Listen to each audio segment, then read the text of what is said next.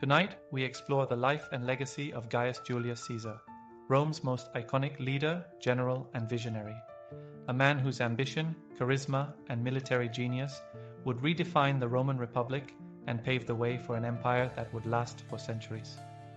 From conquering Gaul to crossing the Rubicon, from political brilliance to betrayal by those he once called friends, Caesar's story is one of power, passion, and a tragic fall that echoes through history. So before you get comfortable, as always, take a moment to like the video and subscribe to the channel, but only if you enjoy our content. And let us know in the comments where you're watching from and what time it is for you. Sometimes our stories are too interesting, and we're working on some boring ones just to balance things out. Now it's time to dim the lights, turn on a fan for some background noise, and dive into what we've prepared for you tonight, together. Julius Caesar entered the world on a warm day in July in the year 100 BCE, beneath the golden skies of ancient Rome. His full name, Gaius Julius Caesar, was one already respected, but no one could have guessed the boy born into that modest household would become the man who would forever reshape the Roman world. He came from the gens Julia, an old patrician family that traced its roots back to the goddess Venus herself, or so legend claimed. Noble blood, yes, but not wealthy. By the time Caesar was born, the Julii had lost much of their fortune. His father, also named Gaius, held a local position of power, and his mother Aurelia, a strong and intelligent woman, would play an even more pivotal role in shaping her son's future. Young Caesar was raised with discipline and ambition. From a young age, he showed a sharp mind and a natural charm. But it was a dangerous time to grow up in Rome. Civil wars, power struggles, and political purges dominated the streets. Rome was a republic in name, but in practice, it was a brutal arena of ambition, where alliances crumbled and friends became foes overnight. When Caesar was just 16, his father suddenly died. That meant Caesar became the head of the household, a heavy burden for a teenage boy. Around this time, Rome was ruled by a ruthless dictator, Lucius Cornelius Sulla, a general who saw enemies everywhere, and Caesar, through no fault of his own, was tied to one of them. He had married Cornelia, the daughter of Sulla's rival, Cinna. Sulla ordered Caesar to divorce her. Refusing meant risking his life, but Caesar refused anyway. That single act of defiance could have ended him. Instead, it defined him. To survive, he went into hiding, constantly moving, constantly watched. And yet Sulla, impressed by something in the young man's eyes, eventually spared him. Years later, Sulla would mutter, almost as a warning, "In this Caesar, there are many Mariuses." He meant that in Caesar there was danger, ambition, potential, and he was right. The boy who once hid from soldiers would one day command legions, but for now, he was just getting started. After surviving Sulla's dictatorship, young Caesar re-entered Roman life with a sharpened instinct for survival and a hunger for something more. He understood, even as a young man, that Rome was a game of ambition. To win, you needed allies, timing, and nerves of steel. Caesar had all three. But first, he needed experience. He joined the military, serving in Asia Minor and earning the civic crown, a high honor for bravery in battle. His time in the field showed him what real power looked like, and he wanted it. But adventure, as always, seemed to find Caesar. While sailing the Aegean Sea, he was captured by Cilician pirates. They demanded a ransom of 20 talents of silver. Caesar laughed. "You don't know who I am?" he told them. "Ask for 50. They did. For weeks he lived among them, joking, writing poetry, and promising in good humor that once he was free, he'd return and crucify them. They thought he was playing. He wasn't. After his ransom was paid, Caesar raised a private fleet, hunted the pirates down, and kept his word. But in a rare gesture of mercy, he slit their throats before crucifying them so they wouldn't suffer. That story spread through Rome. It was bold. It was brutal. It was Caesar. Back in Rome, he quickly climbed the political ladder, first as a lawyer, known for his passionate speeches, and then as an elected official. But Rome was still dangerous, divided between two great forces, the conservative elite, known as the optimates, and the populists called the populares. Caesar, ever the strategist, sided with the people. He aligned himself with the memory of Marius, his uncle by marriage, who had once championed the commoners. This made the aristocrats uneasy.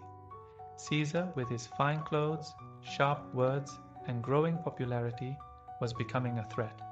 He took on the role of Pontifex Maximus, the chief priest of Rome, a position of immense influence. He gained power without using a sword, but he knew that day would come. Caesar understood that politics in Rome wasn't just about speeches or Senate votes. It was about image, control, and timing. He was building his name, carefully, quietly. And soon he would make a move that would shake the Republic to its core. By the late 60s BCE, Caesar had become a rising force in Roman politics. But he wasn't alone. The Roman Republic was bursting at the seams. Its Senate was divided, its people restless. Powerful men were circling each other like wolves, each waiting to make their move. Among them stood Pompey the Great, Rome's most celebrated general, and Crassus, the wealthiest man the city had ever known. Both had influence, both had enemies, and both were growing frustrated with the Senate's refusal to grant them what they wanted. Caesar saw an opportunity, not just for himself but for all three. In 60 BCE, he orchestrated a private agreement, a secret partnership that historians would later call the First Triumvirate. It wasn't a legal body or an official alliance. It was simply three ambitious men agreeing to support one another against their rivals. Pompey wanted land for his soldiers. Crassus wanted financial reforms for his business allies. Caesar, he wanted the consulship, Rome's highest elected office. With their backing, he won. Once in office, Caesar wasted no time. He pushed through land reforms, honored his part of the deal with Pompey and Crassus, and worked around the Senate's resistance by appealing directly to the public. He knew how to speak to crowds. He knew how to perform power. But even that wasn't enough. Caesar arranged to be appointed governor of Gaul, a vast and largely unconquered region stretching across modern-day France and Belgium. It was a military command with enormous potential, both for glory and for gold. While others saw Gaul as a dangerous frontier, Caesar saw it as a stage. He was now more than just a politician. He was about to become a general, and with that, he would gain something more powerful than speeches or Senate votes, an army loyal to him. As he prepared to leave Rome, many underestimated him. To them, Caesar was still just a clever manipulator, a man of ambition, yes, but not of war. They had no idea what was coming. Gaul would change Caesar. It would transform him from a rising star into a living legend. And for Rome, it would be the beginning of the end. When Julius Caesar took command of Gaul in 58 BCE, few in Rome understood what he was about to do. Some saw it as a distant post, others as a political vacation. But Caesar didn't see Gaul as a duty. He saw it as a destiny. The Gallic tribes were fierce, independent, and far from united. Caesar exploited that. He used diplomacy where he could and overwhelming force where he couldn't. Over the next 8 years, he led campaign after campaign, slowly bringing the wild frontiers under Roman control. He crossed rivers, marched through mountain passes, and led his troops through brutal winters. He crushed rebellions, formed temporary alliances, and wrote letters back to Rome, his famous Commentari de Bello Gallico, describing the events. But these weren't just reports. They were propaganda, crafted to shape his public image and keep his name alive in Roman minds. Caesar's men loved him. He shared in their hardships. He paid them generously, praised their courage, and never asked them to do something he wouldn't do himself. He was more than a general. He was a symbol. One of his greatest challenges came in 52 BCE when a Gallic chieftain named Vercingetorix united the tribes against Rome. It was a final stand. Caesar pursued him across the land, eventually trapping him at Alesia, a fortress on a hill surrounded by Roman walls. What followed was one of the most brilliant sieges in ancient history. Outnumbered and nearly starved, Caesar and his forces built a second wall, facing outward, to hold off a Gallic relief army. 2 armies attacked from 2 directions, but Caesar held his ground. When the battle ended, Vercingetorix surrendered, and Gaul was effectively Rome's. Back home, Caesar was a hero to the people, but a growing threat to the Senate. His fame, his wealth, and most dangerously, his loyal army gave him more power than any Roman had held in generations. And though his campaigns in Gaul were over, Caesar knew one truth: he couldn't return to Rome as an ordinary man. The Senate would strip him of his command, maybe even prosecute him. So, once again, Julius Caesar began to plan. His next move would decide the fate of Rome itself. By 50 BCE, Julius Caesar stood at the edge of a choice, one that would echo across history. His conquest of Gaul had made him the most powerful man in Rome, but that power existed outside the city's walls. According to Roman law, a general had to relinquish command of his army before re-entering Italy. He would then become an ordinary citizen, vulnerable to arrest, prosecution, or worse. The Senate, now firmly under the influence of Pompey, Caesar's former ally turned rival, ordered him to disband his legions and return home. It wasn't a request, it was a trap. Caesar knew if he returned without his army, he'd be politically ruined, perhaps even killed. So, he made his decision. On a cold January evening in 49 BCE, Caesar stood beside a shallow river in northern Italy, the Rubicon.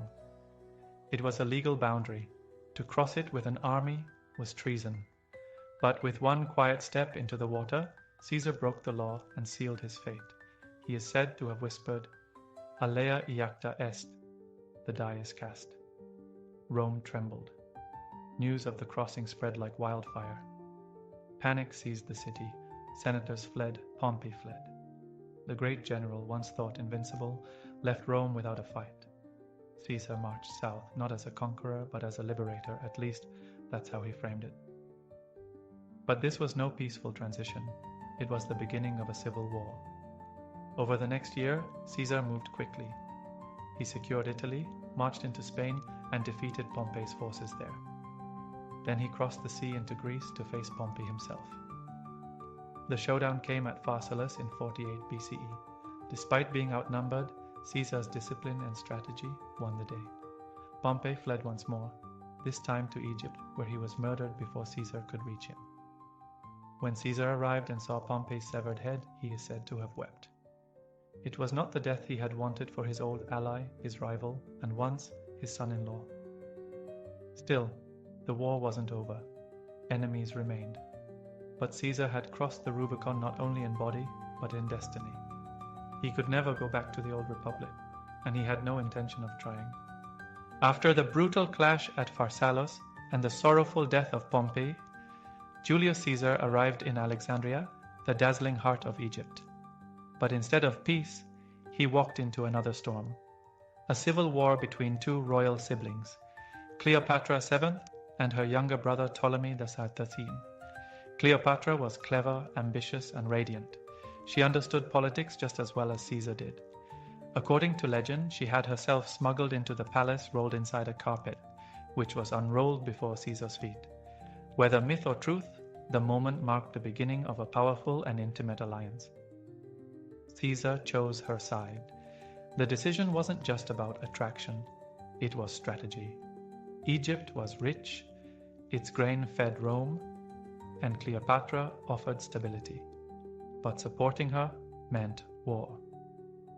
Ptolemy's forces surrounded Caesar in Alexandria. What followed was a fierce and unexpected battle, the siege of Alexandria.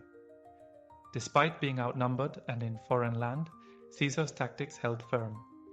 Eventually, Roman reinforcements arrived. Ptolemy drowned while fleeing across the Nile, and Cleopatra was restored to the throne, now ruling beside her younger brother as co-ruler, but with real power in her hands. Caesar stayed in Egypt for months. He and Cleopatra traveled together along the Nile, exploring ancient temples and marvels of a civilization even older than Rome. In time, she gave birth to a son, Ptolemy XV, whom she named Caesarion, Little Caesar. Whether Caesar ever officially acknowledged him remains debated, but the bond between them was real. Still, Caesar could not stay forever. The Roman world still burned. He left Egypt not just with an ally, but with a new sense of imperial possibility. He had seen what it meant to rule like a god-king, and that vision may have planted a seed, one that would blossom into his later ambitions. But trouble awaited him. In Asia Minor, a rebellion had broken out. Caesar crushed it quickly. So quickly, in fact, that he sent back a now famous message to Rome. Veni, vidi, vici. I came, I saw, I conquered. He was no longer just a general. He was becoming a symbol, a force of nature. And back in Rome, that force was heading home, toward even greater power and toward even greater danger. When Julius Caesar returned to Rome, it wasn't as a returning servant of the Republic, it was as its uncontested master. The civil war was not yet fully over, but Caesar had already been declared dictator for 10 years, and then, soon after, dictator for life. These were titles that alarmed many Romans. Their republic, built on the idea that no one man should hold too much power, was now in the hands of one. Still, Caesar set to work. He had a vision, a Rome rebuilt and reformed. He passed laws to ease debt, offered land to veterans, expanded the Senate to include people from across the empire, and most famously, introduced a new calendar, the Julian calendar, which still echoes in the one we use today. But with every reform, the old guard grew more unsettled. Caesar had begun acting like a king, even though Rome had sworn off kings for centuries. He wore purple robes, the color of royalty. His face appeared on coins, something never done while a Roman was still alive. He accepted honors, built statues of himself, and even refused to rise when senators came to greet him, an unmistakable sign of superiority. And then came the most dangerous moment of all, the crown. During the festival of Lupercalia, before a large crowd, Mark Antony, Caesar's loyal friend, offered him a golden crown. 3 times he held it out. 3 times Caesar refused. To the people, it was proof that Caesar respected the Republic. To the Senate, it felt like theater, a trial run to gauge public reaction. Behind the marble columns of the Senate House, whispers began to rise. Was Caesar planning to declare himself king? Had he already become one in all but name? Could Rome, the eternal republic, survive under one man's rule? Some senators believed the answer was no, and they began to plot. But Caesar, perhaps too confident, too trusting, or simply too proud, didn't see the danger. Or perhaps he did, and believed himself untouchable. He had risen higher than any Roman before him, but in doing so, he had walked the knife's edge between admiration and fear, and soon that fear would take form in steel and betrayal. The warnings had been there, subtle at first, then increasingly bold. Soothsayers spoke of danger. One famously told Caesar, "Beware the Ides of March, the 15th day of the Roman month." But Caesar, ever defiant, brushed it off with a smile. He believed in fate, but more so he believed in himself. And so the Ides of March arrived. It was the year 44 BCE, and Caesar had just returned from yet another campaign. He was preparing for a new war, this time against the Parthians. But first he attended to business in Rome. That morning his wife Calpurnia begged him not to go to the Senate. She had dreamt of his statue pouring blood and crowds of Romans washing their hands in it. The signs were unmistakable, but Caesar, either out of confidence or exhaustion, chose to ignore them. At around midday, Caesar walked to the theatre of Pompey, where the Senate was meeting. It was a place heavy with symbolism, named after his former ally, then enemy, now long dead. A fitting stage for the final act. As he entered the hall, senators surrounded him. At first, it was conversation. Then it turned to chaos. One man grabbed Caesar's toga. Another struck him with a dagger. Then another. Then another. The air filled with gasps, shouts, and steel. Caesar fought back for a moment, until he saw a familiar face. Marcus Junius Brutus. Brutus wasn't just a senator. He was someone Caesar had trusted, even loved. Some sources say Brutus may have been like a son to him. And when Caesar saw him raise the knife, he stopped resisting. According to legend, he whispered not in Latin but in Greek. "Kai su, teknon? You too, my child?" With that, Caesar fell. He was stabbed 23 times, though only one wound was truly fatal. The conspirators believed they were saving the Republic. They thought the people would thank them. But instead, Rome froze. The streets did not celebrate. The people mourned. And Mark Antony, Caesar's loyal friend, would soon turn the tide with a fiery speech that lit the flame of vengeance. The knife had ended a life, but not the legacy. Julius Caesar was gone, but Rome was far from saved. His assassination, meant to restore the Republic, had the opposite effect. Instead of peace, it plunged the city into chaos. Crowds wept at the sight of his body. Shops closed. The Senate grew silent. Rome held its breath, unsure of what would come next. And then the tide shifted. At Caesar's funeral, Mark Antony stepped forward, not as a general, but as a grieving friend. His eulogy, filled with emotion and rage, ignited the people. He read Caesar's will aloud, revealing that Caesar had left money to every citizen and donated land to the public. He had thought of them even in death. The crowd erupted. What had begun as a political murder was now seen as a betrayal of the people's champion. But the real twist came next. In his will, Caesar had named a young relative, Gaius Octavius, his 18-year-old great-nephew, as his adopted son and legal heir. The boy became Gaius Julius Caesar Octavianus, and later simply Augustus. Together with Mark Antony, Octavian formed the Second Triumvirate, hunting down Caesar's assassins across the empire. Brutus and Cassius, leaders of the conspiracy, would die by their own hands after defeat in battle.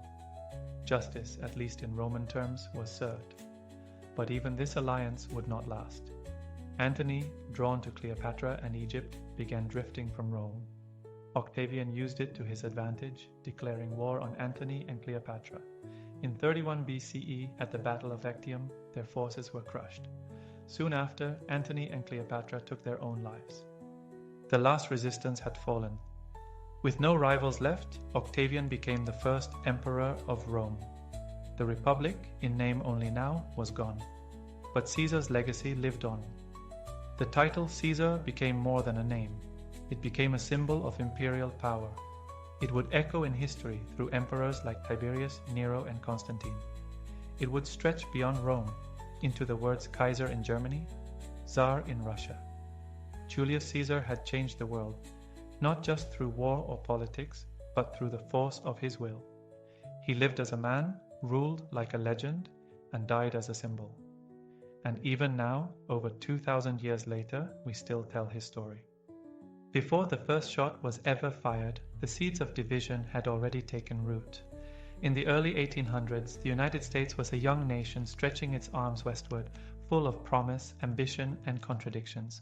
The North evolved into a hub of industry, commerce, and innovation. Cities grew, railroads expanded, immigrants arrived by the thousands, chasing opportunity in factories and shops. But the South moved to a different rhythm. Its wealth rested on agriculture, vast cotton fields, worked by the labor of enslaved people. The plantation system depended not just on land, but on the idea that some human beings could be owned. This divide wasn't just economic, it was cultural, moral, and deeply political. The North began to lean toward abolitionist thinking, calling slavery a sin that had to end. The South defended it as a way of life, an institution protected by law and by profit. And as new territories were added to the country, places like Kansas, Nebraska, Texas, and California, a burning question surfaced again and again. Would these new states allow slavery or ban it? Each new answer pulled the country further apart. Compromises were made, temporary bandages over a widening wound. The Missouri Compromise, the Compromise of 1850, the Kansas-Nebraska Act. Each tried to balance power between free and slave states, but none addressed the root conflict. In 1854, violence broke out in Kansas as pro-slavery and anti-slavery settlers clashed. It was called Bleeding Kansas, a preview of what was coming. Tensions spilled into Congress too. In 1856, a senator from South Carolina beat a fellow senator unconscious on the Senate floor with a cane because of a speech condemning slavery. America wasn't just arguing anymore, it was tearing. Then came the presidential election of 1860. Abraham Lincoln won without carrying a single Southern state. To the South, this wasn't just a political loss. It was a sign that their influence and their way of life was dying. In December of that same year, South Carolina seceded from the Union. One by one, 10 more states followed. What had begun as a nation of compromise and ideals was now on the edge of war. And the cracks in the Union had become a fracture. The ink had barely dried on Abraham Lincoln's election when the break began. On December 20th, 1860, South Carolina voted to secede from the United States. One by one, 10 more southern states followed: Mississippi, Florida, Alabama, Georgia, Louisiana, Texas, Virginia, Arkansas, North Carolina, and Tennessee. These states declared they were no longer part of the Union. They formed a new country, the Confederate States of America. Their argument was built on one word: sovereignty. The right they claimed for each state to govern itself, including the right to protect slavery. To them, Lincoln's presidency represented a threat, not because he promised to abolish slavery everywhere, but because he opposed its expansion. They feared the balance of power had shifted permanently to the North. In February 1861, Jefferson Davis, a former U.S. Senator from Mississippi, was elected as the President of the Confederacy. They adopted their own constitution, closely modeled after the U.S. Constitution, but with explicit protections for slavery. Back in Washington, President Lincoln faced a paralyzing crisis. Legally, no provision allowed states to secede. But the Constitution offered no clear path forward either. Could a country survive if its members simply walked away? Lincoln refused to recognize the Confederacy as a legitimate government. In his first inaugural address, he spoke not with anger, but with sorrow. "We are not enemies, but friends," he said. "Though passion may have strained, it must not break our bonds of affection." But words alone could not hold the Union together. Then came April 12, 1861. At Fort Sumter, a Union-held garrison in Charleston Harbor, South Carolina forces demanded surrender. When the U.S. troops refused, Confederate cannons opened fire. Smoke filled the air. The bombardment lasted 34 hours. The Union soldiers eventually surrendered. No one died in the bombardment, but the line had been crossed. News spread quickly. Shock turned to resolve. Lincoln called for 75,000 volunteers to put down the rebellion. In the South, that call was seen as an act of war, and 4 more states seceded. The country had divided.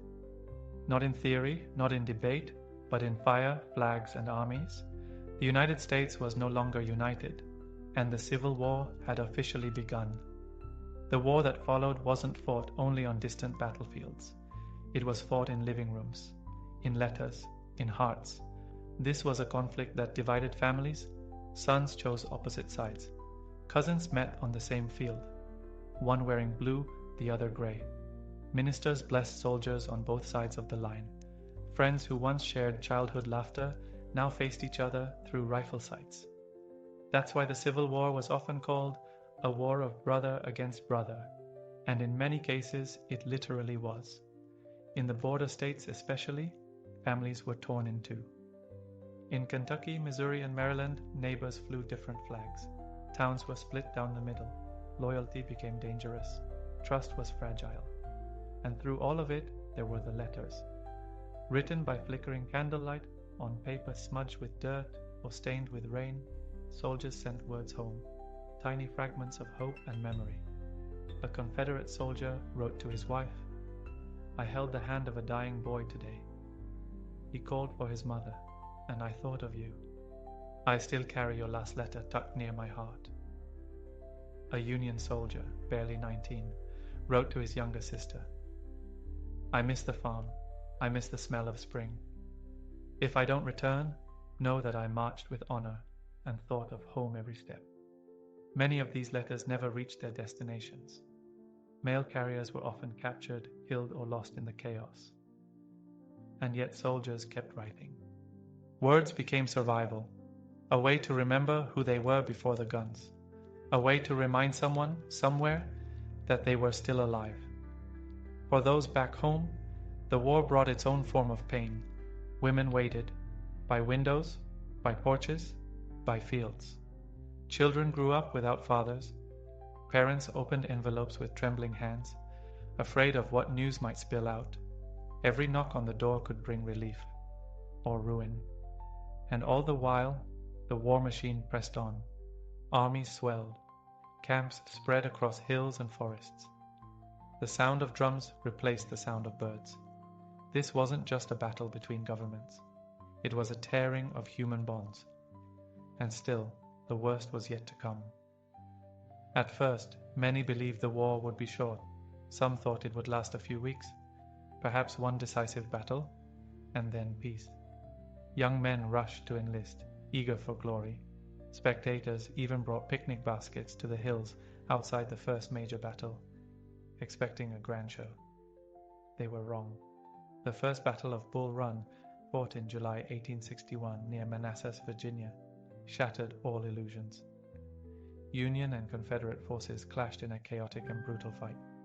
It ended with Union troops retreating in disarray and the realization that this war would not be quick or clean. The name Stonewall Jackson was born that day. A Confederate general who stood firm as his men rallied, his name became legend. But for every moment of heroism, there were hundreds of moments of terror. Bodies lined the fields. Men cried out for water, for home, for mercy. Then came Wilson's Creek, Ball's Bluff, Fort Donelson, and Shiloh. Each battle brought more blood, more names etched into history and into headstones. At Shiloh, in the spring of 1862, over 23,000 men were killed or wounded in just 2 days.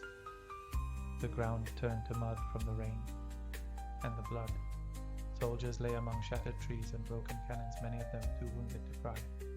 General Ulysses S. Grant, leading the Union forces, was shaken. He wrote, "I gave up all idea of saving the Union except by complete conquest." The war was no longer about defense or quick victory. It had become a grind, a slow, merciless struggle to outlast the other side. In the background, technology advanced. Railroads moved troops faster than ever before. The telegraph delivered battlefield news in near real time. Rifled muskets and ironclad ships changed how war was fought. It was the modern world's first taste of industrial warfare. Yet through all the tactics and inventions, it was still fought by men, ordinary, frightened, brave men who marched through fog and forests, unsure if they would ever march back. As 1862 faded into 1863, the war had consumed thousands of lives and scarred hundreds of towns. And still, the fighting continued, because both sides still believed they could win. By the fall of 1862, the war had reached a fever pitch. Confederate General Robert E. Lee, confident after victories in the South, made a daring move. He took the fight into Union territory. His army crossed into Maryland, hoping a victory there would tip international support toward the Confederacy, and perhaps even end the war. But the Union Army, under General George McClellan, intercepted Lee's plans. The two forces met near a quiet stream called Antietam Creek, just outside Sharpsburg, Maryland. On September 17, 1862, the fields of Antietam turned red. At dawn, Union forces attacked the Confederate left flank. The battle moved from cornfields to sunken roads, from stone bridges to open hills. Musket smoke clouded the sky. Soldiers fired blindly through the fog of war. Entire regiments were cut down in minutes. At the Bloody Lane, a sunken farm road, thousands of men died in hand-to-hand combat. The road, once used by wagons and farmers, became a trench of bodies. By midday, the creek's stone bridge became another flashpoint. Union soldiers charged again and again, only to fall back under heavy Confederate fire. Eventually they crossed, but at an unbearable cost. By nightfall, the guns fell silent. In just 12 hours, over 22,000 soldiers were killed, wounded, or missing. It was the bloodiest single day in American history. No ground was truly gained, no army decisively won, but Lee retreated and the Union claimed it as a victory. President Abraham Lincoln had been waiting for this moment. With the Confederates pushed back, he released the preliminary Emancipation Proclamation. It declared that, as of January 1, 1863, all enslaved people in rebelling states would be free. The war was no longer just about preserving the Union. It was now about freedom. Europe watched closely. Any chance of Britain or France supporting the Confederacy began to fade. Lincoln's proclamation reframed the conflict and added moral weight to the Union cause. But the soldiers who fought at Antietam weren't thinking about proclamations. They remembered the screams, the silence, the crows circling overhead. Antietam was a turning point, not just in strategy, but in soul. By the summer of 1863, General Robert E. Lee was bold once again. After victories in Virginia, he led his Confederate Army north into Pennsylvania. His goal was simple: bring the war into Union territory, shake the North's will to fight, and force a political solution. But the Union Army, now under General George Meade, followed closely behind. They met near a small town called Gettysburg. On July 1st, Confederate troops clashed with Union forces just northwest of the town. The battle began almost by accident, but it would grow into the largest engagement ever fought on American soil. By the second day, both sides had dug in. Union soldiers held the high ground along Cemetery Ridge, while Confederates launched fierce assaults on the flanks at places like Little Round Top, Devil's Den, and the Wheat Field. The air was thick with smoke, shouts, and cannon fire. Thousands fell, but the lines held.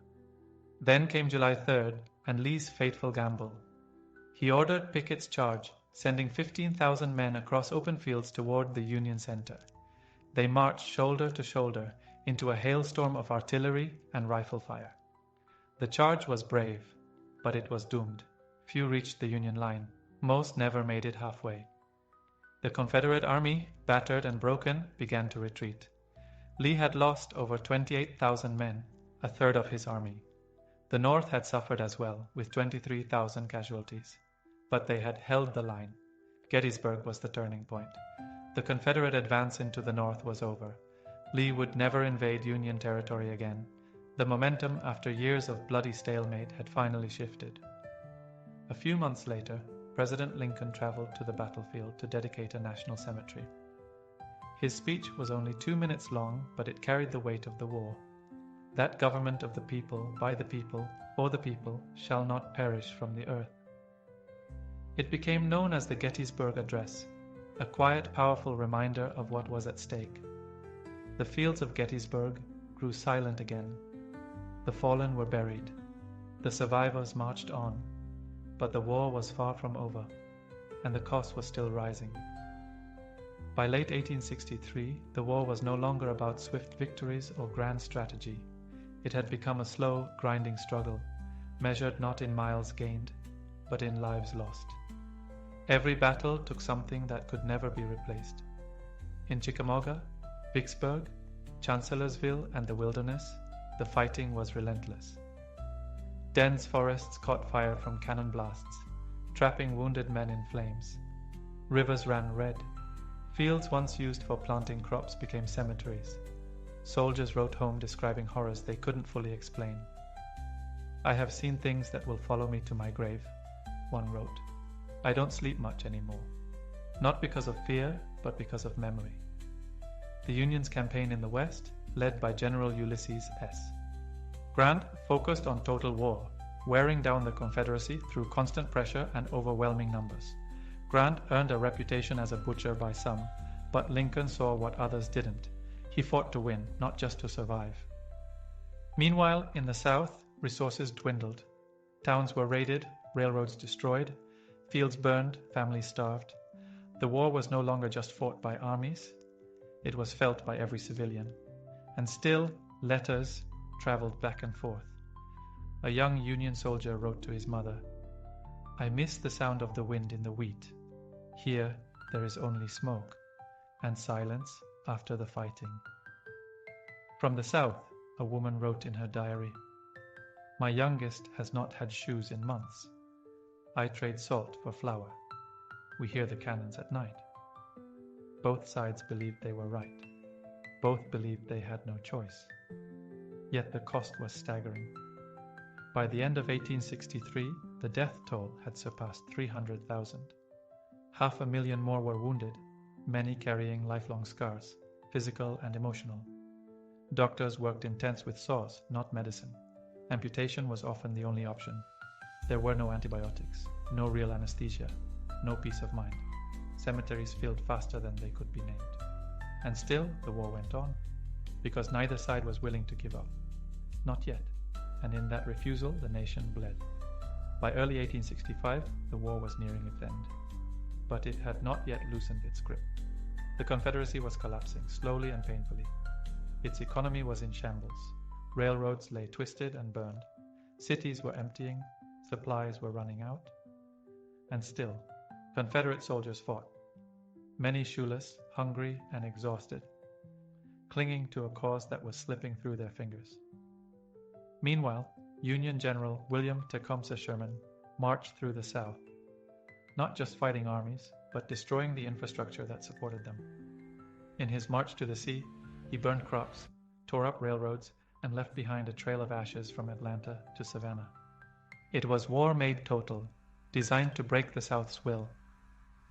In Virginia, General Ulysses S. Grant pressed relentlessly against General Robert E. Lee. For months, Grant laid siege to Petersburg, cutting off the last lifelines to the Confederate capital of Richmond. Lee's forces were surrounded, outnumbered, and starving. Finally, in April 1865, the defenses crumbled. On April 2nd, Richmond fell. Confederate government officials fled. Fires consumed parts of the city. Confederate flags were lowered, and Union soldiers marched into the capital that had once symbolized the rebellion.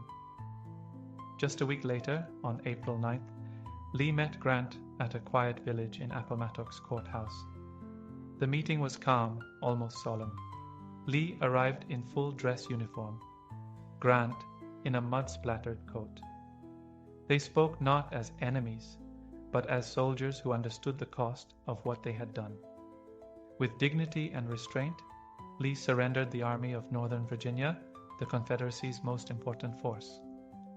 Grant allowed Confederate soldiers to return home with their horses and sidearms. He even offered them rations. There was no celebration, no humiliation, just silence. The war, at least on paper, was over. Within weeks, the remaining Confederate armies surrendered. Flags were furled, camps emptied, guns were laid down, never to be raised again. But though the fighting had stopped, the wounds remained. The country had survived, but it was broken. Rebuilding would take years. Healing would take generations. And just days after Lee's surrender, tragedy would strike again. This time, not on the battlefield, but in a quiet theater in Washington, D.C. The cannons had gone silent. The uniforms were folded away. The war was over. But the wounds of the Civil War didn't heal with surrender. Just 5 days after Lee's capitulation at Appomattox, President Abraham Lincoln was assassinated at Ford's Theater by John Wilkes Booth, a Confederate sympathizer.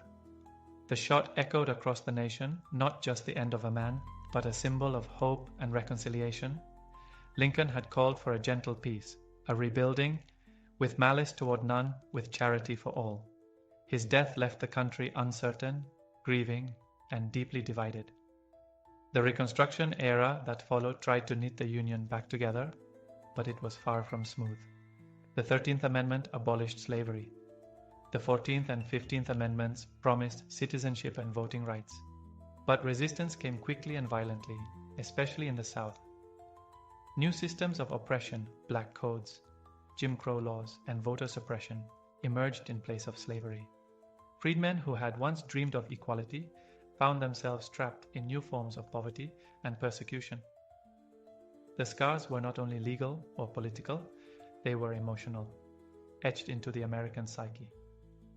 In cemeteries across the nation, mothers and fathers wept over graves. Over 620,000 Americans had died.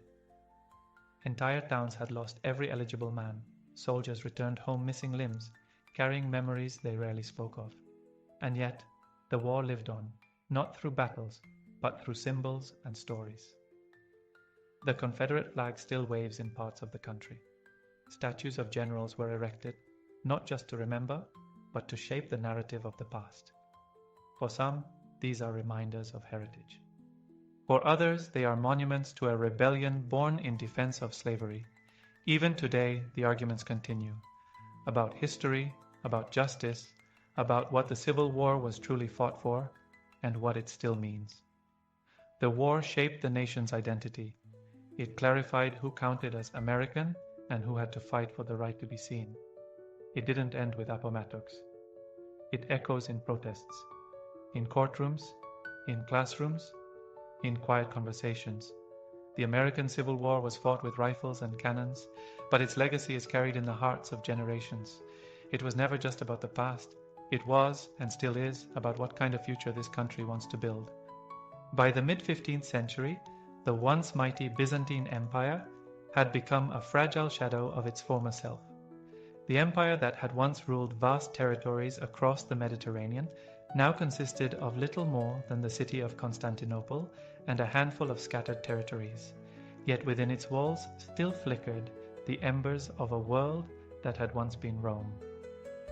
Founded by Emperor Constantine the Great over 1,000 years earlier, Constantinople had long stood as the crown jewel of Christendom, a symbol of strength, learning, and divine authority.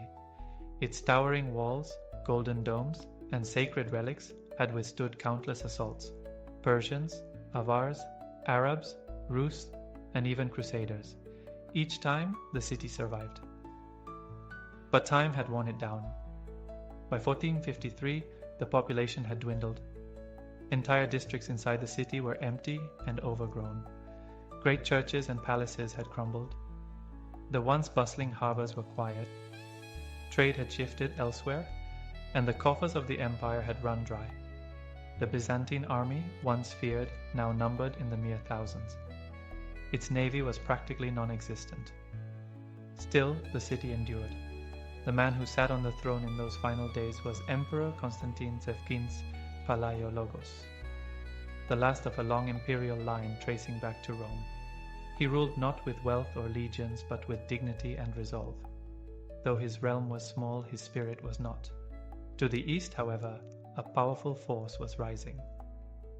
The Ottoman Empire, under the rule of a young and ambitious sultan named Mehmed II, was closing in. Constantinople stood in the way of Ottoman expansion, a Christian stronghold, surrounded on all sides by Muslim lands. For Mehmed, the city was not just a military target. It was a prize, a symbol, and a prophecy.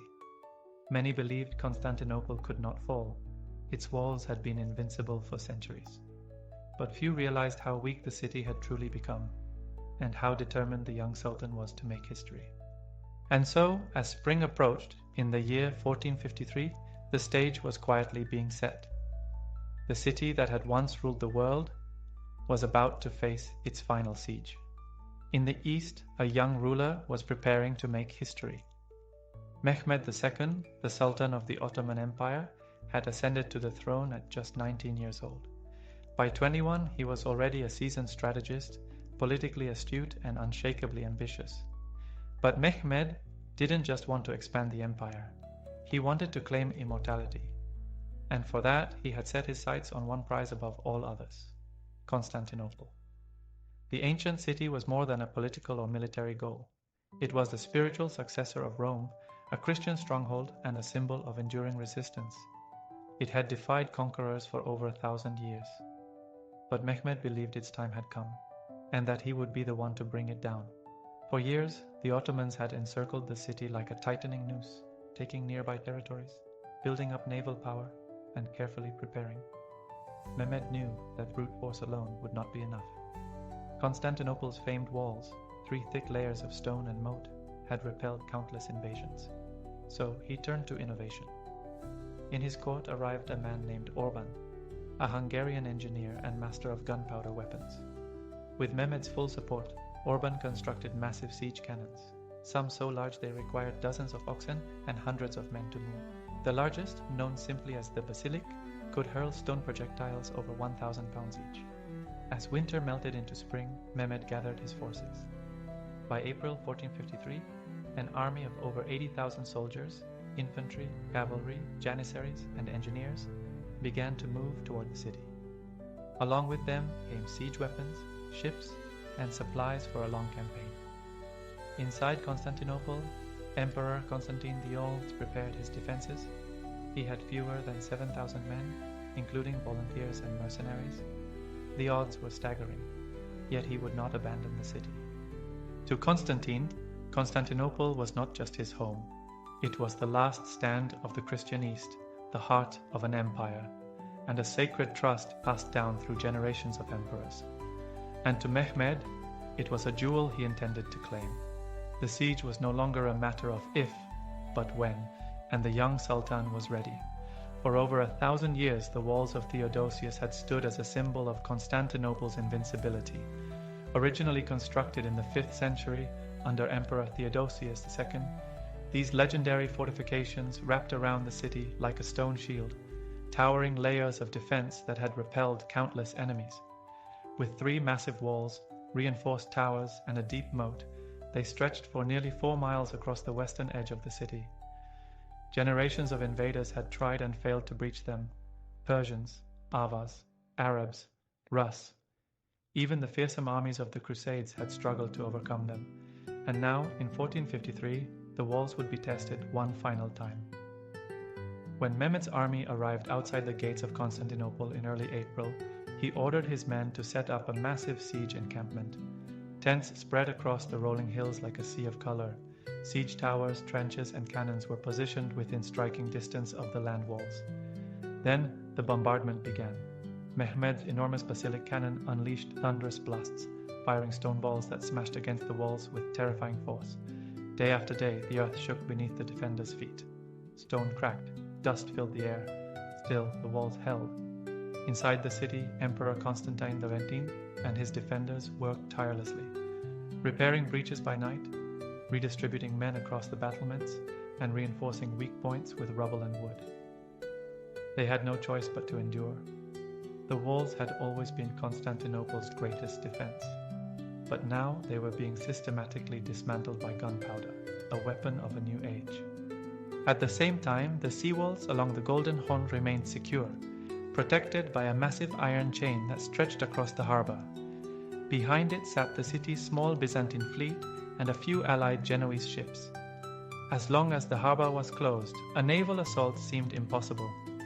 Still, Mehmed watched, calculated, planned. He understood that to take Constantinople, he had to break its spine, those legendary walls. And if the land approach couldn't bring a swift victory, he would find another way in. The siege dragged on, and the defenders, outnumbered and isolated, wondered how much longer they could hold. For weeks, the walls of Constantinople had held.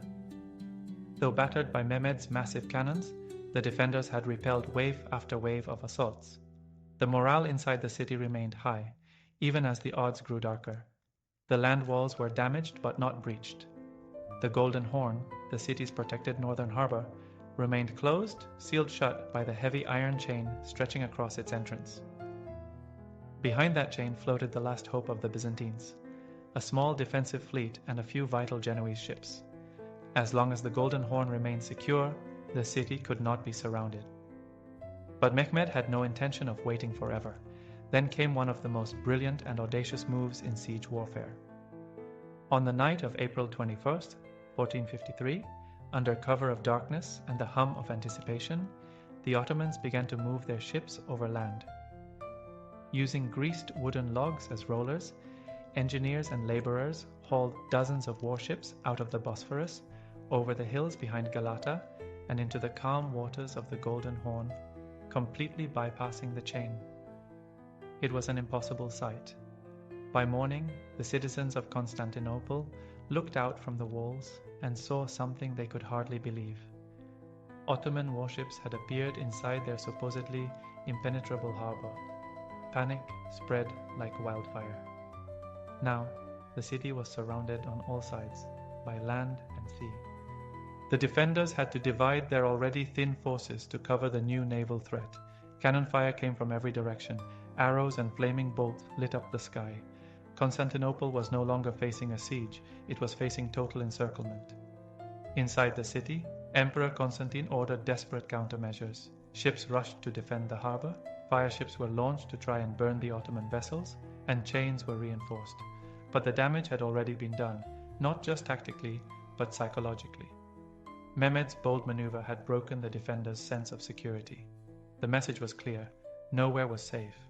The city's famed walls were still standing, but Constantinople's isolation had become complete, and as the pressure mounted, the siege entered its final, most desperate phase. In the heart of a crumbling empire stood a man who refused to yield. Constantine V Palaiologos, the last emperor of Byzantium, was not a ruler of grand palaces or vast armies. He commanded a dying empire, a city more than a nation. Yet, in the twilight of Rome's 1,000-year legacy, he stood with quiet resolve. He was not surrounded by luxury, but by ruin. Much of Constantinople lay abandoned. The imperial treasury was nearly empty. The empire's last possessions had been pawned for weapons, food, and soldiers. Still, Constantine ruled not with gold, but with dignity and loyalty. Day after day he walked among the people. He dined with soldiers. He prayed with priests. And he led not from a throne, but from the battlements. As the siege worsened, desperation grew. Constantine sent urgent messages to the west, begging for help from fellow Christian kingdoms. A few ships arrived, mostly from Genoa and Venice, brave volunteers who slipped past Ottoman blockades to join the defense. But the great armies of Europe never came. Political divisions, old grudges, and distance dulled the West's response. Still, the emperor did not abandon hope. In a symbolic and powerful act, Constantine reopened Hagia Sophia, not just for Orthodox Christians, but for Catholics as well. For the first time in centuries, the divided branches of Christianity worshipped together inside the great cathedral. Bitter theological debates were set aside. In the face of extinction, unity mattered more than doctrine. Inside the ancient walls of Hagia Sophia, under its vast golden dome, they held a final divine liturgy. Candles flickered, incense rose, and the city prayed, not for victory, but for peace, for courage, and for the souls of those who would soon perish. Emperor Constantine stood among them, not as a distant monarch, but as a man, knowing full well that he might not survive the coming dawn. In the darkness, he made his final preparations. He gathered his generals. He spoke to his soldiers. And he made a vow that he would die defending his city, his people, and the memory of a civilization that had once ruled the world. The sun set on May 28, 1453, for what would be the last time over a Byzantine Constantinople. Within the city's worn walls, a hush fell, an eerie sacred quiet that blanketed the streets like mist. Everyone knew the final assault was coming with the morning. The Ottoman bombardment had grown heavier in the previous days, and the breaches in the walls were widening. Patrols reported signs of mass movement in the enemy camps. The storm was about to break. Inside the imperial palace and the quarters of the commoners alike, the people prepared, not just for battle, but for farewell. By nightfall, Emperor Constantine V gathered his remaining generals and nobles. His voice was steady as he gave a speech that would echo through the ages. He thanked them not as subjects, but as brothers in arms. He asked forgiveness from anyone he had wronged, and then he gave them one final order: to fight and die with honor. There would be no surrender. He reminded them that they were not merely defending a city, but the soul of an empire, the last breath of Rome, and that history would remember them, not for surviving, but for standing when no one else would. Elsewhere, the people gathered in the great cathedral, Hagia Sophia, under its golden dome now dimly lit with candles. Priests, monks, soldiers, mothers, and children filled the vast space. Orthodox and Catholic, merchant and beggar side by side. Voices rose in prayer, not for deliverance, but for strength. Some wept, others stared in silence. A few smiled through tears, holding loved ones close. Outside the walls, the Ottoman camp was alive with energy. Fires burned in long rows. Drums beat a steady, ominous rhythm. Soldiers sharpened blades. Cannons were prepared for one last barrage. In his command tent, Sultan Mehmed II reviewed his plans. Every division had its orders, every cannon its target. He believed the city would fall by midday. Back within the walls, Constantine, wearing plain armor without royal insignia, mounted the walls and looked out at the enemy camp. He crossed himself quietly, then descended to his post at the weakest part of the wall. There would be no sleep that night, only waiting. Before dawn broke on May 29, 1453, the Ottoman cannons roared once more. The final assault had begun. Wave after wave of Ottoman soldiers charged the shattered sections of the land walls. First came the Bashi Bazuks, the irregulars, poorly trained, expendable, and sent to exhaust the defenders. Then came the Anatolian troops, more disciplined and heavily armed. The defenders, led by Emperor Constantine V, fought with desperation and fury. Greek and Genoese soldiers rained arrows, hurled stones, and poured boiling oil from the battlements. For a time they held their ground, but the Ottomans kept coming. Then came the Janissaries, Sultan Mehmed's elite guard, fresh, disciplined, and relentless. They surged toward the most damaged part of the wall, the gate of St. Romanus, where weeks of bombardment had left a massive breach. In the chaos of the fighting, tragedy struck. A small side gate, known as the Kerkoporta, had been left unlocked, likely by mistake. A group of Ottoman soldiers discovered it, slipped inside, and raised the crescent flag atop one of the inner towers. Panic spread through the city. With enemies now behind the walls, the defense crumbled. Emperor Constantine, refusing to flee, removed his imperial regalia and joined the melee as a common soldier. According to legend, his final words were, "The city is lost, but I live." He charged into the fray and was never seen again. As the Ottomans poured through the breaches, the defenders broke ranks. Some fought to the death. Others retreated toward the harbors or sought refuge in churches. Blood ran in the streets. The cries of the wounded echoed off the ancient stones. By midday, the last resistance had been crushed. The city that had withstood centuries of siege had finally fallen. Sultan Mehmed II entered Constantinople through the gate of Carisius. His soldiers lined the streets cheering, but the Sultan remained silent, gazing upon the city with solemn pride. He had done what no one before him could. The city was his. After 1,123 years, the last great outpost of the Roman Empire, the Second Rome, had fallen. The ancient world had drawn its final breath. As the Ottoman flag rose above Constantinople, the ancient city descended into chaos. For 3 days, according to the custom of conquest, the victorious Ottoman soldiers were given free rein. The fall of the city was not just military, it was human. Looting and plunder began almost immediately. Homes were ransacked, churches were pillaged, and ancient relics were torn from their resting places. The proud streets of Constantinople, once lined with mosaics, markets, and scholars, echoed now with screams. In the great cathedral of Hagia Sophia, hundreds of civilians had sought sanctuary. Mothers clutched their children. Priests clung to icons. Many believed a divine miracle would protect them. But when the Ottoman soldiers arrived, the doors were forced open. The sacred marble floor was trampled. The golden dome, once glittering with centuries of faith, shook with the sound of weapons. Men were killed. Women and children were taken into slavery. The cross atop the cathedral was torn down. And yet, the church itself was spared from destruction. On the afternoon of May 29th, Sultan Mehmed II entered the city. He did not arrive with fire or fury. He rode solemnly through the broken gates and into the heart of the fallen empire. Upon reaching Hagia Sophia, he dismounted, walked inside, and stood beneath its towering dome in silence. He ordered the looting to stop. Then, in a symbolic gesture of conquest and transformation, he bowed toward Mecca and prayed. The sacred Christian cathedral would now become a mosque. Its walls would remain, but its purpose had changed. Mehmed was no ordinary conqueror, he was a man of vision and calculation. Though Constantinople had been claimed through war, he sought to rebuild it, not destroy it.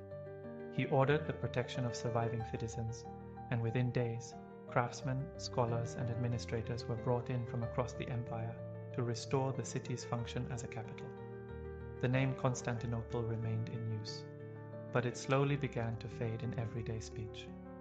The city was now part of something new, a bridge between East and West, between Islam and Christianity, between the ancient world and the modern one. The sack had ended, but a new era had begun. The fall of Constantinople in 1453 was more than the loss of a city. It was the end of an era. For over 1,000 years, Constantinople had been the beating heart of the Byzantine Empire, the final remnant of the Roman rule. It had stood as a symbol of Christian power, Roman law, Greek learning, and imperial legacy. Its golden mosaics, libraries, and cathedrals represented the soul of a civilization that had outlived its Western twin by nearly a millennium. And now, it was gone. The death of Constantine V, the last Roman emperor, marked the closing of a lineage that traced back to Augustus Caesar. His disappearance in the final charge gave birth to legend. Some said he lived, spirited away to return one day and reclaim the city. But history had moved on. Under Sultan Mehmed II, Constantinople was reborn as Istanbul, the new capital of the Ottoman Empire. The city, scarred but not destroyed, began to pulse again with life. Mosques rose beside old churches. Markets thrived. Scholars, artists, and traders from across the Muslim world filled its streets. Mehmed embraced the legacy of the city he had conquered. He took the title Caesar of Rome, claiming not just territory, but continuity.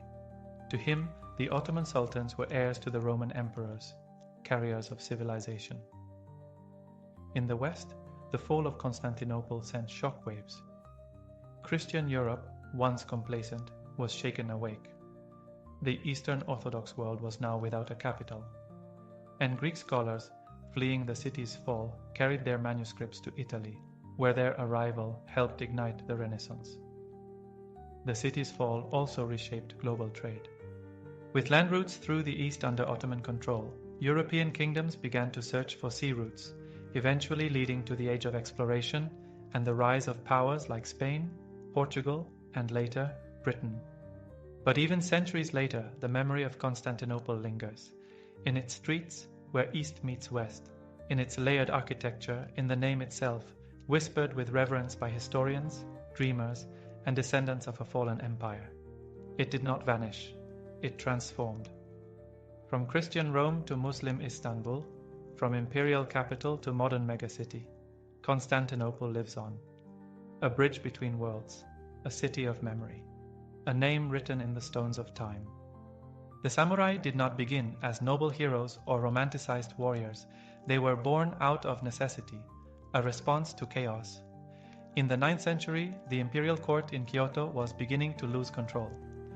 Though the emperor still ruled in name, his reach no longer extended to the far edges of Japan. In the provinces, landowning nobles, called daimyo, began to act as independent rulers.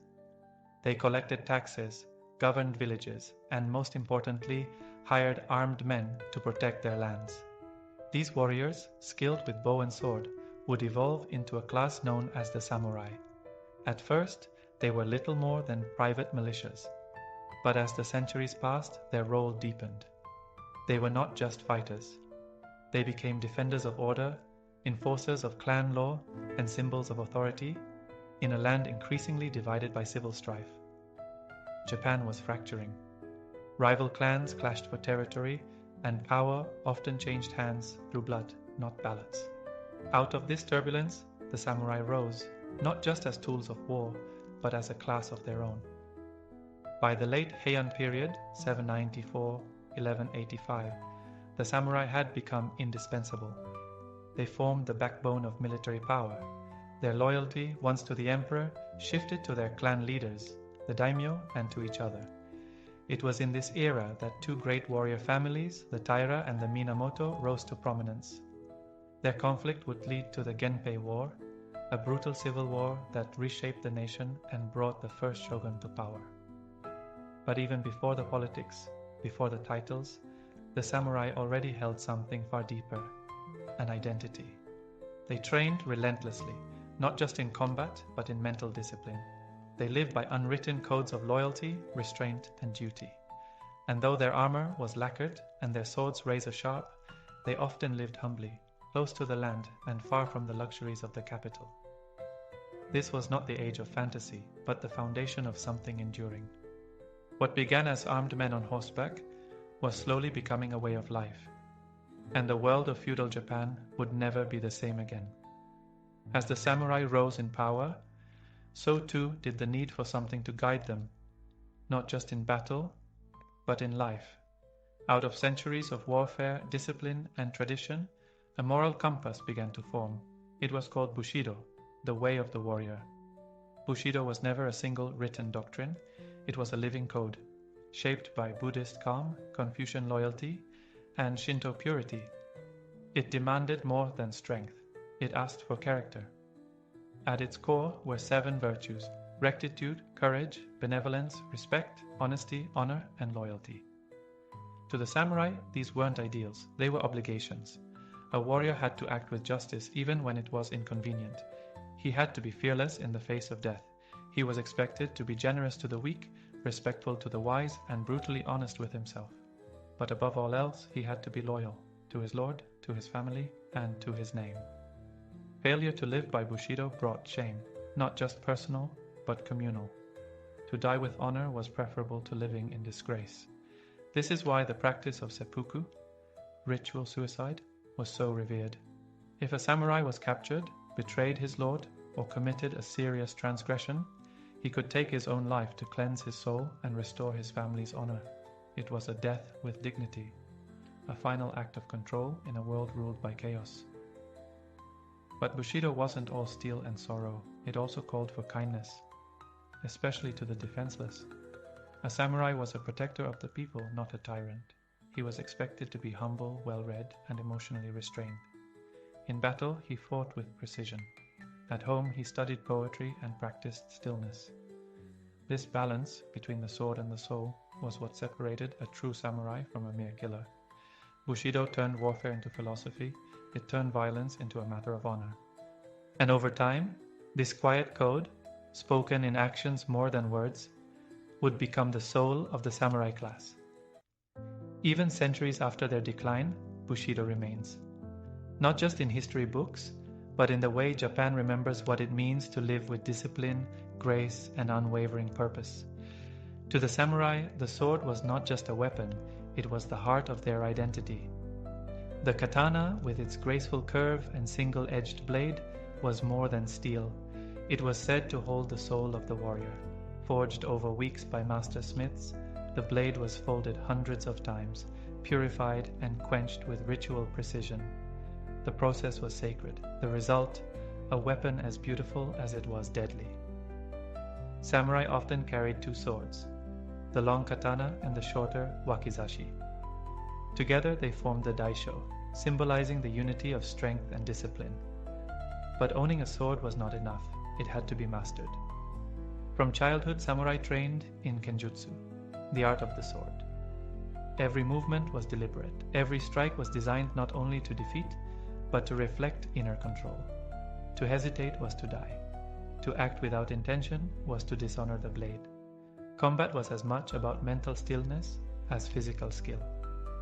Many samurai embraced Zen Buddhism, which taught that the mind must be clear, detached, and free from fear. In the silence before a duel, in the breath before a strike, there was no past or future, only presence. This spiritual balance shaped their fighting style. Samurai didn't flail or rage, they moved with calm precision, like wind through a forest. It was this fusion of steel and serenity that made them so feared and so respected. Off the battlefield, swords were never drawn without cause. To unsheath a blade was to accept the possibility of death, either for one's enemy or for oneself.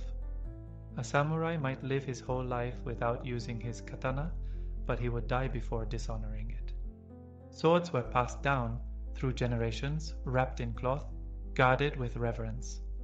In some families, a sword was considered more sacred than a temple relic. Even in death, the sword remained close. Samurai were often buried with their blades, a final gesture of loyalty to the soul they had lived by. In the end, the sword was more than a tool of war. It was a mirror, shining back the discipline, humility, and spirit of the man who carried it. As Japan drifted further from the control of its imperial court, real power fell into the hands of those who could raise armies, not just with gold, but with loyalty and fear. Across the country, powerful families, known as clans, rose to prominence. These clans, each led by a daimyo, controlled vast stretches of land. Their banners flew high over valleys, mountains, and coastal strongholds, and beneath those banners served thousands of samurai. Among these rising families, two would shape the course of Japan's future, the Taira and the Minamoto. Their rivalry wasn't just personal, it was generational. Political marriages, betrayals, and shifting alliances fueled a growing fire, and when the flames finally erupted, they ignited the nation in the Genpei War. From 1180 to 1185, the Taira and Minamoto fought bitterly for control. Samurai clashed across fields and rivers under red and white banners. Entire provinces burned. Each victory brought new treachery. Each defeat gave birth to legend. It was during this time that the image of the samurai, both feared and poetic, was truly born. The final battle came at Dan no Ura, a naval clash where the Minamoto dealt a crushing blow to the Taira. Their young emperor, only 6 years old, was drowned by his own grandmother to prevent his capture. With that, the Taira were gone. Victory gave rise to a new order.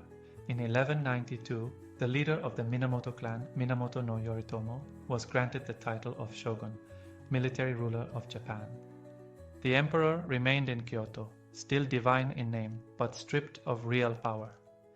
A new government, the shogunate, was born, founded on the sword, upheld by the loyalty of samurai, and driven by the ambitions of rival clans.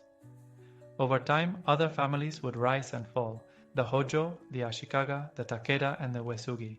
Each fought for dominance. Each carried with them warriors trained from birth, shaped by Bushido, and ready to die at their master's word. Feudal Japan was no longer ruled by ideals. It was ruled by alliances, armies, and the ever-turning wheel of war. And the samurai stood at the center of it all, both as shields and as swords. For the samurai, war was always near, but peace was never wasted. When not riding into battle or serving their daimyo, samurai lived lives defined by discipline, duty, and preparation. Even in quiet seasons, their world was shaped by the possibility of conflict. They did not relax, they refined. Daily life began early. Training in swordsmanship, archery, and horsemanship remained essential. But just as important were skills of the mind. Samurai practiced calligraphy, literature, poetry, and strategy. A warrior had to be as thoughtful as he was deadly. The greatest among them balanced strength with subtlety. Children born into samurai families were taught to endure pain, obey orders without hesitation, and show respect at all times. Even a simple bow carried meaning, measured, practiced, and precise. Manners were not just etiquette. They were an expression of inner discipline. In the home, a samurai's life was austere. Clothing was plain but clean. Meals were simple, rice, vegetables, and fish. Wastefulness was frowned upon. Every action had purpose, every word was weighed. They lived with the awareness that death could come at any moment, not with fear but with readiness. A samurai was taught never to cling to life, but to fulfill his duty, no matter the cost. In their rare moments of peace, many practiced the tea ceremony, or chanoyu, a quiet ritual of boiling water, preparing matcha, and serving guests with grace. To outsiders, it seemed delicate. But to the samurai, it was another battlefield, where attention to detail, humility, and presence of mind were tested. Others found meaning in ink painting, composing haiku, or sitting in meditation under trees. In these simple acts, they connected to the impermanence of life, a central theme in both Zen and samurai philosophy. But even in stillness, they remained alert. Spies could be anywhere. Loyalty was fragile. Clans shifted. Allies betrayed. A samurai might host a guest at his table one night and face him across the battlefield the next. So they lived with grace, but with guarded hearts. In the shadow of war, the samurai carved a life of honor, precision, and awareness. Every breath was a preparation. Every day, a quiet rehearsal for the final moment. The samurai lived in a world of discipline and steel, but also of spirits, rituals, and unseen forces. They believed life was not separate from the spiritual realm. Every mountain, tree, and stream could house a kami, a divine spirit from Japan's ancient Shinto tradition. These spirits were not distant gods, but living presences that could bring protection, fortune, or calamity. Before battles, samurai visited shrines, bowed before sacred torii gates, and prayed for strength and guidance. Offerings of rice, sake, or incense were made not out of superstition, but respect for the world they could not see. Many warriors also followed Zen Buddhism, a spiritual path emphasizing silence, simplicity, and awareness. Zen taught that truth was found not through words, but through direct experience. In the stillness of meditation, a samurai trained his mind to be calm, unshaken by fear, free from anger, and focused in the present moment. This mental clarity was essential in battle. The perfect strike came not from brute strength, but from a quiet mind. But the samurai world was not only divine, it was also haunted. They believed in yurei, restless spirits of the dead. Warriors who died with hatred or regret were said to return, unable to cross into the afterlife. Their presence was felt in cold winds, flickering lamps, and whispers on the edge of sleep. Some samurai carried protective talismans, or wore symbols hidden beneath their armor, charms to ward off spirits, bad luck, and curses. Even the bravest warrior did not ignore the world beyond. Legends of kitsune, fox spirits that could shapeshift and deceive, circulated among campfires. Stories of tengu, bird-like creatures said to live in the mountains, were shared in whispers. These beings were not just folklore. They were part of the samurai's spiritual reality. Life and death, seen and unseen, were interwoven. Samurai were taught to face both with equal calm, to walk through forests with reverence, to fight without fear of ghosts, to die knowing their spirit too might linger, unless their death was honorable, their duty fulfilled. In the world of the samurai, the sword was sharp, but the soul walked softly through a land of shadows. In the 13th century, the greatest empire the world had ever seen turned its gaze toward Japan. The Mongol Empire under Kublai Khan had already conquered China and Korea. Now the Khan demanded submission from Japan's ruler, the shogunate in Kamakura. When the Japanese refused, the Mongols prepared for war. In 1274, an invasion force of nearly 30,000 men sailed from Korea. The samurai waited on the shores of Kyushu, not knowing what to expect. The Mongols fought differently, using tight formations, explosive gunpowder bombs, and iron-tipped arrows fired in volleys. The samurai, trained for ritualized duels and honor-bound combat, were stunned. But the Japanese held their ground. After a day of fierce fighting, the Mongols retreated to their ships. Then, that night, a violent storm struck the fleet. Hundreds of ships were shattered against the rocks. Thousands of soldiers drowned in the dark sea. The storm, the Japanese believed, was no accident. It was the work of the gods. They called it the kamikaze, the divine wind. Kublai Khan was not finished. In 1281, he launched a second invasion, this time with over 140,000 men, one of the largest amphibious forces in history. The Japanese, better prepared, had built coastal defenses. For weeks, they fought desperately to hold back the tide. And then, the winds rose again. A second, even greater typhoon struck the Mongol fleet. Ships were smashed, scattered, and sunk. Survivors were hunted on shore. Once more, the invasion failed, not because of the sword, but because of the sea. To the samurai, it was more than luck. It was divine proof of their purpose, a sacred duty to protect Japan, not just with their weapons, but with their lives. The Mongol invasions left a deep mark. The cost of defense drained the shogunate's coffers. Samurai, promised rewards, received little. Resentment grew.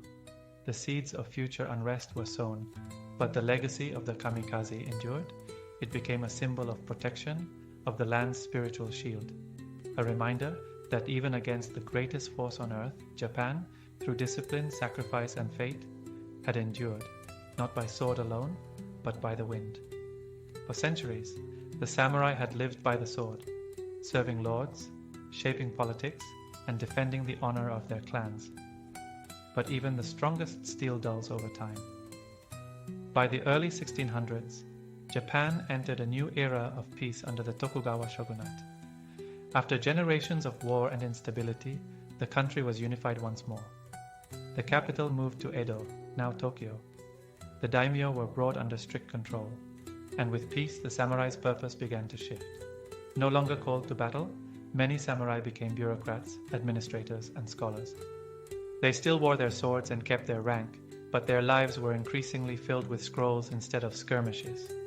For some, this was a welcome change. They studied literature, refined the tea ceremony, and helped govern a nation rising in stability and culture. But for others, the absence of war was a quiet torment. A warrior without battle, a blade without an enemy.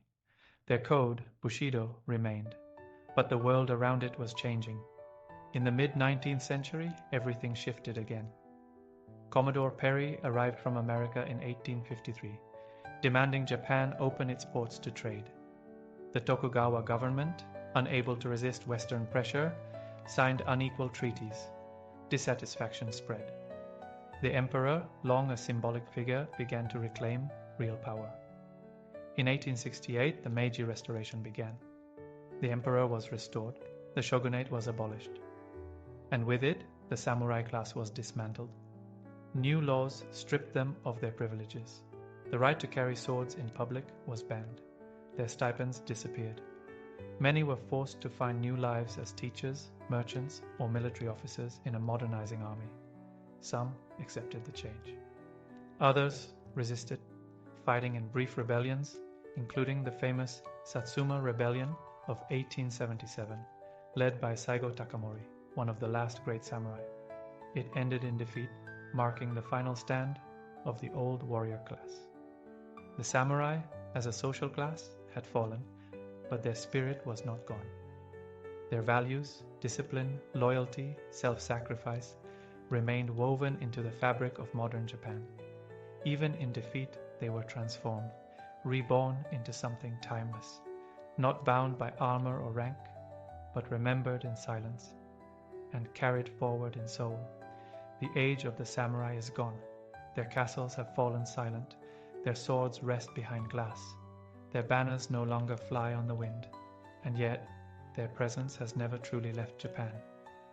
In every bow of respect, in every cup of tea served with care, in every act of quiet discipline, you can still feel the echo of the samurai spirit.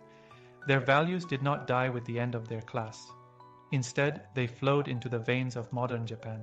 Loyalty to purpose, dedication to mastery, and honor in action. The essence of Bushido lives on in the way students study, artists create, and craftsmen shape with precision. Their stories became legend. Writers and poets kept their memory alive. Painters and woodblock artists captured their elegance and resolve. In the 20th century, filmmakers like Akira Kurosawa turned their lives into timeless cinema, bringing to the world the silent intensity of Ronin, the lonely roads of exiled warriors, and the beauty of a sword drawn only when needed. Even in modern martial arts, kendo, iaido, judo, the rituals remain. Bows before combat, clean movements, mutual respect. Every kata, every step is a tribute to those who lived by the sword and spirit. Globally, the samurai became a symbol of restraint in power, of discipline without cruelty, of grace under pressure. In a world that often moves too fast, the image of a lone samurai beneath cherry blossoms reminds us to slow down, to move with purpose, and to hold ourselves with quiet dignity. They were not perfect. Like all warriors, they lived in times of violence and contradiction. But within their lives lay something universal, a search for meaning through mastery, through loyalty, through self-control. That's why they remain with us, not in armor or rank, but in principle. They are shadows cast not in darkness, but in memory, soft reminders of a time when a single man, with a sword at his side and a code in his heart, could shape the world around him. The samurai are gone, but their spirit still walks the mountain paths, bows before the shrine, and lingers in the stillness before the storm.